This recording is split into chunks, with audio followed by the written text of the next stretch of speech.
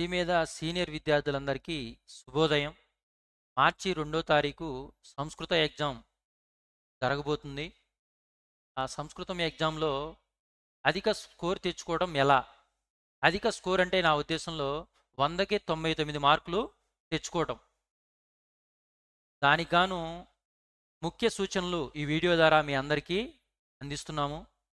ఈ సూచనలు పాటించి అందరూ కూడా ఎగ్జామ్ హాల్‌లో ఎటువంటి తడబాటు లేకుండా మీరందరూ కూడా చక్కగా రాసి మంచి మార్కులు తెచ్చుకుంటారని ఆశిస్తున్నాం. రోమ్ నెంబర్ వైజ్‌గా ఇక్కడ మీకు ఎక్స్‌ప్లెయిన్ చేయడం జరిగింది. అవేంటంటే మొదటి రోమన్ ప్రతిపదార్థాలు. ఆ ప్రతిపదార్థాలు మనకి 2 ప్రతిపదార్థాలు ఇస్తారు.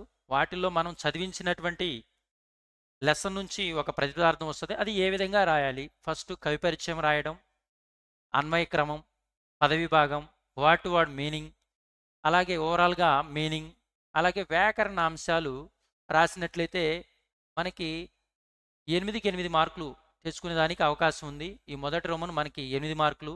కనుక ఇవన్నీ కూడా చక్కగా రాసి మీరు ఎటువంటి అక్షర దోషాలు లేకుండా రాసినట్లయితే 8 మార్కులు తెచ్చుకోవడానికి అవకాశం ఉంది. ఇక రెండో రోమన్, మూడో రోమన్. రెండో రోమను లాంగ్ ఆన్సరే, మూడో రోమన్ కూడా లాంగ్ ఆన్సరే. ఈ రెండో రోమన్ వచ్చేసి మనకి పద్య భాగం నుంచి 2 లాంగ్ ఆన్సర్లు వస్తాయి. అవి వచ్చేసి ఈ రెండో రోమను అలాగే మూడో రోమన్ ఈ 2 లాంగ్ ఆన్సర్లే కనుక వీటిని చివరిలో రాసినట్లయితే మనకి టైం సేవ్ అవుతుంది. మొదట్లోనే రాసి దీనికి టైం ఎక్కువ కేటాయించి మనం కొంచెం టెన్షన్‌కి గురయ్యేటువంటి అవకాశం ఉంది. కనుక ఈ 2 లాంగ్ ఆన్సర్‌లని ఎక్కువ టైం తీసుకుంటాయి కాబట్టి లాస్ట్‌లో రాస్తే మనకి ఎంతగానో హెల్ప్‌ఫుల్‌గా ఉంటుంది. కనుక మనం ఫోర్త్ రోమన్ ఆ తర్వాత ప్రారంభించాల్సింది ఫోర్త్ రోమన్. ఫోర్త్ రోమన్ అంటే ఉపవాచకం. ఇందులో మొత్తం 6 మార్కులకి 6 ప్రశ్నలు ఇస్తారు. మీరు 3 రాయాలి. ఆ 3 కూడా 3 రాసి ఒకటి చాయిస్ కూడా అదనంగా రాసినట్లయితే మనకి 6కి 6 మనం ఆ మార్కులు పొందడానికి అవకాశం ఉంటుంది. అలాగే ఫోర్త్ రోమన్ రాసాక ఆ రాసేటువంటి విధానం కూడా ఆన్సర్ రాయడం, మరలా కొంచెం ఒక లైన్ గ్యాప్ ఇచ్చి రాయడం, ఈ విధంగా రాసినట్లయితే మనకి ప్రెజెంటేషన్ అనేది బాగుంటుంది. అలాగే ఫోర్త్ రోమన్ రాసాక ఇక ఫిఫ్త్ రోమన్ సందర్భాలు పద్య భాగానికి సంబంధించి. పద్య భాగం సందర్భాలు వచ్చేసి మనకి 2 రోమన్స్ అంటే పద్య భాగం సందర్భాలు ఒక రోమను, గద్య భాగం సందర్భాలు ఫిఫ్త్ రోమన్, సిక్స్త్ రోమన్ వరుసగా ఉన్నాయి. ఆ రోమన్స్ ఏ విధంగా రాస్తే మనకి ఫుల్ మార్క్స్ వచ్చేదానికి అవకాశం ఉంది. అలాగే ఈ 2 రోమన్స్ కూడా మనకి ఎక్కువ మార్కులు వచ్చేదానికి అవకాశం ఉంది కాబట్టి, అలాగే మనం ఎక్కువ దోషాలు చేసేటువంటి అవకాశం కూడా ఉంది. కొంచెం ఆలోచన చేయాలి. కాబట్టి వీటిని లాస్ట్‌లో రాస్తే మంచిది. బాగా వచ్చిన వాళ్ళైతే ఇక్కడి నుంచే స్టార్ట్ చేయండి. అవి ఎట్లా రాయాలంటే కవి పరిచయం, సందర్భం, భావం. ఆ భావం కొంతమంది గుర్తు లేకపోతే తర్వాత రాద్దాంలే అని దాన్ని వదిలేసి చివరిలో రాయకుండా వచ్చేటువంటి వాళ్ళు ఉన్నారు. కనుక దాన్ని జాగ్రత్తగా గుర్తుపెట్టుకొని రాయండి. అదనంగా చాయిస్ కూడా దీనికి ఒక లెసన్ చాయిస్ కూడా రాస్తే మంచిగా ఉంటది. మనకి మార్క్స్ లాస్ అవ్వకుండా ఉంటది.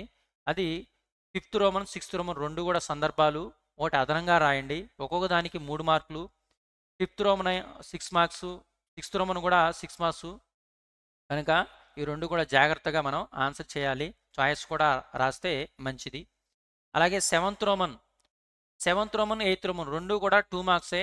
చాయిస్‌తో సహా రాయండి. అవన్నీ కూడా మనం సెకండ్ ఇయర్ వచ్చేసి 2 మార్క్స్ అన్నీ కూడా చాలా ఈజీయే. కాబట్టి మనం 6 సెవెంత్ రోమన్‌లో 6 ప్రశ్నలు ఇస్తారు. మనం 3 రాయాలి. మనం 5, 6 ప్రశ్నల వరకు ఆన్సర్ చేయడానికి ఆస్కారం ఉంటది. అన్నీ కూడా ఈజీగానే ఉన్నాయి. కనుక అవన్నీ కూడా జాగ్రత్తగా అక్షర దోషాలు లేకుండా రాయండి. ప్రెజెంట్ చేసేటువంటి విధానం ఆన్సర్ రాసాక 1, 2 లైన్‌లు గ్యాప్ ఇచ్చి కొంచెం రాసినట్లయితే ప్రెజెంటేషన్ బాగుంటుంది. సెవెంత్ రోమన్ అయినా అట్లాగే రాయాలి. ఎయిత్ రోమన్ కూడా మనకి గద్య భాగం నుంచి ఇస్తారు. అవి కూడా చాయిస్‌తో సహా 6 ప్రశ్నలు ఇస్తారు. మీరు 3 రాయాలి. 6 మార్కులు దానికి. దానికి గాను మనం చాయిస్ కూడా రాసినట్లయితే మనకి ఎక్కడ అక్షర దోషాలు పోయినా కూడా ఫుల్ మార్క్స్ పడడానికి ఆస్కారం ఉంటుంది. అలాగే ఇక నైన్త్ రోమన్ 10th రోమన్ 2 కూడా 1 మార్క్సే. నైన్త్ రోమన్ వచ్చేసి మనకి పద్య భాగం 1 మార్క్స్. దీనికి చాయిస్ లేదు కనుక కంపల్సరీగా ప్రశ్నని 1కి 2 సార్లు జాగ్రత్తగా చదివి దానికి ఆన్సర్ చేయడానికి మనం ఫుల్ ఆన్సర్ చేయడానికి ప్రయత్నం చేయడానికి ఎంతగానో ప్రయత్నం చేయాలి. అలాగే ఎక్కడ కూడా స్ట్రైక్ అవుట్ అనేది చేయొద్దు. స్ట్రైక్ అవుట్ చేసినట్లయితే దాన్ని పరిగణించరు. దాన్ని కరెక్ట్‌గా పరిగణించకపోవడం అనేది జరుగుద్ది. కనుక ఎటువంటి అక్షర దోషాలు లేకుండా రాయండి. ఒకవేళ నీకు అనుమానంగా ఉంటే దాన్ని ఇంకొకసారి రాయడానికి ప్రయత్నం చేయండి. అలాగే 10థ్ రోమన్ కూడా అట్లాగే మనకి చాయిస్ లేదు కనుక ఇది గద్య భాగం నుంచి 10థ్ రోమన్. ఈ గద్య భాగంలో మనకి అన్ని లెసన్ల నుంచి 5 ప్రశ్నలే ఇస్తారు. ఈ 5 ప్రశ్నలలో మనం ఎటువంటి అక్షర దోషాలు లేకుండా రాస్తేనే కనుక 1కి 2 సార్లు ప్రశ్నను చదివి దాని ఆన్సర్ అదా కాదా అని జాగ్రత్తగా ఆలోచన చేసి దానికి ఆన్సర్ చేయండి. చాయిస్ లేదు కనుక మనం కొంచెం దాని మీద దృష్టి పెట్టాలి. ఆ తర్వాత 11థ్ రోమన్ పారాగ్రాఫ్ క్వశ్చన్స్. ఇది చాలా ఈజీ. అందరూ కూడా రాస్తారు. డల్లర్స్ కూడా దీన్ని అటెంప్ట్ చేయడానికి ప్రయత్నం చేయండి. మెరిట్స్ ఎట్లా అయినా రాస్తారు. ఇబ్బంది ఏం లేదు. ఈ ఆన్సర్‌లో మనకి 5కి 5 వచ్చేటువంటి ఆస్కారం ఉంటుంది. అలాగే 12థ్ రోమన్, 13థ్ రోమన్ 2 కూడా సందులే. 2 కూడా మనకి ఎంత ఈజీయో అంతే కష్టంగా ఉంటాయి. ఏదైనా చిన్న మిస్టేక్ పోయినా కూడా మనకి 1 మార్క్ పోయేటువంటి అవకాశం ఉంది. కనుక ఇది రాసేదానికి మనం 6 ప్రశ్నలు ఇస్తారు. మనం 3 రాయాలి. 12వ రోమను. ఆ 3 రాసి దానికి సంధి పేరు కూడా రాయాలి. అలాగే సంధి పేరు రాకపోయినా, విడదీసి రాయకపోయినా 1 మార్క్ కోల్పోయేటువంటి అవకాశం ఉంటుంది. కనుక మనం చాయిస్ కూడా రాస్తే ఎక్కడ మార్క్ కూడా కోల్పోకుండా ఉంటారు. కాబట్టి చాయిస్ కూడా కంపల్సరీగా రాయండి. అలాగే 13వ రోమన్ కూడా సందులే. ఇక్కడ కూడా మనకి విడదీసిస్తే కలిపి రాయడం అనేది ఉంటుంది. ఆ సంధి పేరు రాయడం, అలాగే ఎడదీసిస్తే కలిపి రాయడం, కలిపిస్తే విడదీసి రాయడం అనే దాని గురించి ఎక్కడ మిస్టేక్ అక్షర దోషాలు లేకుండా రాయండి. చాయిస్ అనేది అదనంగా రాస్తే మనకి ఎక్కడ కూడా మార్క్స్ మిస్ అవ్వకుండా ఉంటుంది. మనకి అధిక స్కోర్ వచ్చేది ఈ సందులే. అలాగే ఇక సందుల తర్వాత మనకి ఉండేది 14వ రోమన్ శబ్దాలు. ఈ శబ్దాలు పుంలింగ శబ్దాల నుంచి ఒకటి, స్త్రీలింగ శబ్దాల నుంచి ఒకటి, నపుంసలింగ శబ్దాల నుంచి ఒకటి, సర్వనామ శబ్దాల నుంచి ఒకటి వస్తాయి. మనం చదివించిన దానితో పాటు అలాగే చాయిస్ కూడా మనకి మొత్తం పుంలింగ, స్త్రీలింగ, నపుంసలింగాలు చక్కగా అవన్నీ కూడా ప్రజెంట్ చేసినట్లయితే అదనంగా ఒకటి రాసినట్లయితే అక్కడ ఆయన అక్షర దోషాలు పోయినప్పటికి కూడా మనం ఏదైతే ఎక్కువ మార్కులు వచ్చినా దాన్ని పరిగణించడం జరుగుద్ది. కాబట్టి అది అటెంప్ట్ చేయడానికి అందరూ కూడా ప్రయత్నం చేయాలి. రాసిన తర్వాత దాన్ని ఒకసారి మరలా చెక్ చేసుకోండి. ఇది 14వ రోమన్ శబ్దాలు. అలాగే 15వ రోమన్ సమాసాలు. దీనికి గాను 6 మార్కులు. చాయిస్‌తో సహా రాసినట్లయితే మనకి ఫుల్ మార్క్స్ వచ్చేదానికి ఆస్కారం ఉంటుంది. చాయిస్‌తో సహా రాయండి.